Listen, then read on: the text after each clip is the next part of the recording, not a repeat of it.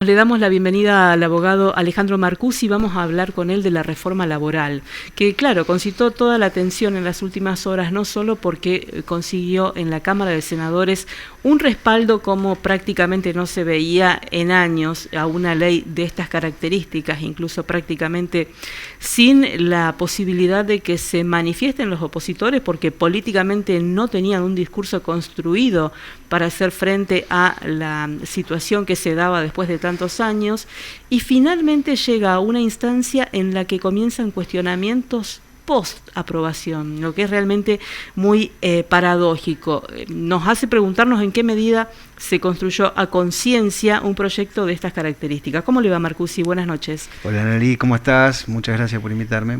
Gracias por venir, por aceptar la invitación, feriado además, vale doble. Vamos a hablar un poco de una reforma. Hace años que Argentina la estaba necesitando, en la agenda de muchos estaba, no se pudo concretar desde el gobierno de la democracia en ninguna otra instancia. Esto ya da una pauta de lo difícil que es. Es así, creo que es la primera reforma, por lo menos lo que se dice en los medios, no tengo fuentes fiables, pero entiendo que es así, la primera reforma laboral llevada a cabo por un gobierno que no sea peronista, lo cual es mucho. Y sí, muy necesaria desde muchos puntos de vista. Estamos con normas vigentes de hace muchos años atrás, donde las realidades y los contextos eran totalmente distintos, y si bien un poco lo habíamos hablado en su momento cuando se habían introducido modificaciones a la ley de contrato de trabajo en la ley base, aquí está mejorado, aquí han avanzado bastante es más. Más pormenorizado. Sí, un poco más pormenorizado. Yo entiendo que es correcta la línea, me parece que, por supuesto, es perfectible todo. Es salir de una zona de confort donde estábamos todos ya muy acostumbrados y involucrarnos en otra que, entiendo yo, es más moderna, con mayor celeridad. Voy a decir una palabra que a los argentinos nos cuesta mucho escuchar desde el gobierno de la Rúa en adelante, que es la flexibilización. No hay flexibilización, no lo hay. Sí hay una simplificación, no hay vulneración de derecho de los trabajadores, no lo hay. Lo que se busca, y yo creo que de alguna manera se ha encontrado, es disminuir la carga económica para el empleador de tener un empleado, sin menospreciar los derechos del trabajador. Hay algunos que podrían llegar a verse un tanto tocados, pero no eliminados. Vamos a algunos de los puntos más importantes. ¿Qué considera usted como más valioso de lo que propone esta sanción que ha tenido ya media aprobación y que va ahora a diputados? Lo que más me sorprendió de manera muy grata en el proyecto aprobado por el Senado, que yo creo que es lo más importante, es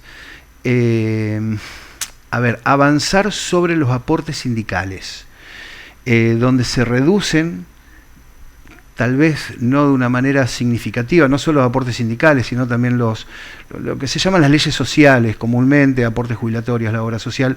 Hubo una cierta disminución, hubo también que si bien una vez que entre en vigencia se va a empezar a aplicar a partir de enero del 2028, si no me equivoco, que es la desaparición de los aportes solidarios, que eso es muy importante, y hacía una carga muy grande. Tal vez, lo que son los aportes solidarios no afectaba a la patronal, pero hacía el costo en sí de un empleo.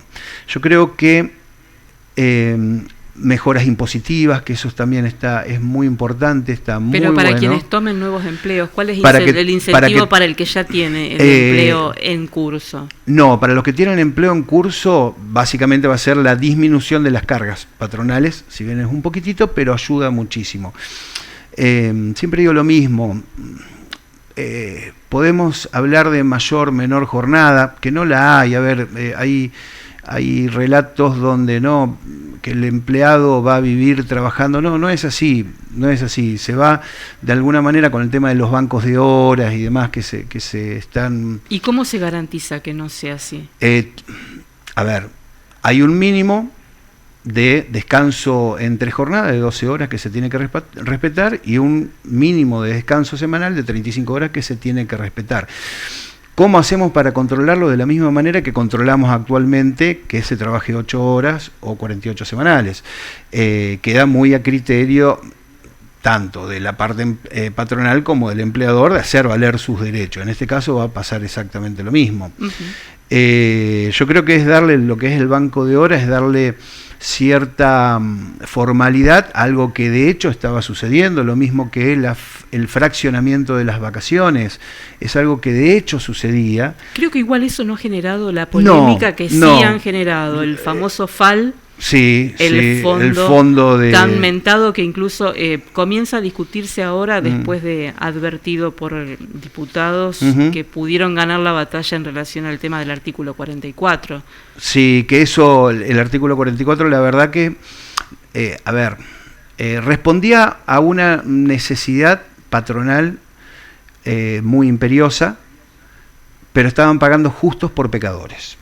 ¿Cuál es la necesidad? Hay un gran ausentismo. Yo, si no me equivoco, estamos alrededor del 15% de ausentismo, donde, uno lo ve en el ejercicio de la profesión, el común es estrés laboral. Y por estrés laboral muchos empleados pueden llegar a estar, dependiendo si tienen carga de familia y la antigüedad, un año sin ir a trabajar, cobrando su sueldo, y no está cubierto, es una contingencia que no está cubierta por la RT, es decir, el empleador tiene que pagarle durante un año, contratar a otro empleado para que haga el trabajo de este muchacha, y es injusto, había muchos abusos en relación a eso, pero de todas formas estaba cuadrada la norma. Reitero, iban a pagar justos por pecadores, porque tampoco es justo que si un trabajador se enferma involuntariamente, vea disminuidos sus ingresos por algo incausado, o sea, por algo que no tuvo la culpa. Todos nos enfermamos y está bueno ese sistema tuitivo para la protección del empleador. Ahora, ¿por qué? Pero bueno, ha sido dejado de lado. ¿Por qué no se previó en la ley, considerando la necesidad de resolver la cuestión del ausentismo de fondo? Otros países han optado por cubrirlo con seguridad social. Con seguridad social, es decir, es sacar plata del Estado, básicamente, que... según el criterio del gobierno no lo hay, o van a tratar de no sacar plata, o incluso si se sacarían fondos estatales sería solventados por medio de aportes patronales, que nuevamente estaríamos subiendo el costo laboral. Yo creo que se podría llegar a dar alguna salida un poco más razonable desde mi punto de vista, muy modesto punto de vista, es mayor control en las enfermedades y mayor, llamémosle, severidad ante ante una enfermedad que realmente no lo era, que es muy difícil de discernir. A ver, todos tenemos estrés laboral, todos. Pero bueno, con el certificado de estrés laboral normalmente... Pero entonces no hay que pasar a controlar a los que controlan. Pasaría por ahí. Controlar a los que controlan. De lex ferenda, decíamos nosotros. Si pasan 2 meses y bueno, vamos a ir a una junta médica, que el Estado revise si efectivamente ese trabajador está impedido de prestar el servicio adecuado y tiene que seguir gozando de licencia. Y si no lo está, bueno, anda a trabajar o te vas, básicamente.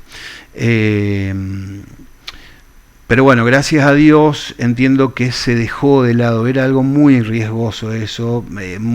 Yo creo que la norma era, llamémosle, la parte abusiva, tal vez para el trabajador, y que de alguna manera más eliminaba o limitaba algún derecho que tenía. ¿Y esto iba a caber para los nuevos contratados o para los anteriores? Tenía efecto retroactivo esto. ¿Y cómo es posible? A ver, así como está incluso la ley, va a haber muchos planteos de inconstitucionalidad. Muchos planteos de inconstitucionalidad porque se estarían afectando en torno a la ley lo que es el derecho a huelga, por ejemplo, donde se establece, así rápido, se amplía los servicios esenciales y que se tiene que garantizar un 75% de prestación. Se establece un 50% de prestación al servicio para servicios que le llaman importantes. No es el nombre técnico. O sea, que no son esenciales, pero que también son importantes, y de alguna manera eso podría restringir lo que es el derecho a huelga consagrado en la Constitución. Pero los ley reclamos, retroactividad entonces, de la ley, por supuesto. Eso, que ¿los reclamos están relacionados exclusivamente a que hay efecto retroactivo o no? Sí, y eso es algo, que va a ser atacado. La retroactividad que está planteando en algunos... hacer caer la ley. En Argentina esto, ¿qué antecedentes de haberse ganado tiene? Muchos. A ver. No. O sea, en lo que respecta a la irretroactividad de las leyes, prácticamente la jurisprudencia es unánime en relación a eso. Entonces, el gobierno lo tiene planteado, no lo dice el proyecto de forma expresa, pero por como está expresado, cabe para los contratos vigentes algunas de las cuestiones porque las establece como normas de orden público. Al establecerse como norma de orden público se debe respetar y se interpreta, todavía está en un estado de germinación el proyecto, pero se interpreta que podría ser retroactivo. Entiendo yo que la idea del gobierno es aplicarlo de manera retroactiva, tal vez no a todas las nuevas modalidades de contratación, pero en su gran mayoría sí. ¿Cuáles son los pasos legales que debe seguir ahora el gobierno si decide finalmente concederle a la oposición esta victoria? Sí o sí, si le concede a la oposición el eliminar el 44, o sea, las licencias por enfermedad, va a tener que volver a senadores, y senadores lo va a tener que volver a aprobar. En los tiempos del gobierno está muy acotado por una cuestión política, no técnica, o sea, no hay ningún problema. Por lo que estuve escuchando y por lo que me parece y uno interpreta de algunas actitudes, es que el 1 de marzo se quiere llegar con la ley aprobada. No sé si darían los tiempos ya, si se elimina el 44 y tiene que volver a senadores, entiendo que ya no se daría el tiempo. De todas formas, entiendo... El Senado igual no puede introducir nuevas modificaciones, ¿no? No puede introducir nuevas modificaciones. Así que o se aprueba o se rechaza. Exacto, o se aprueba o se rechaza. Muchas gracias, muy amable. Gracias.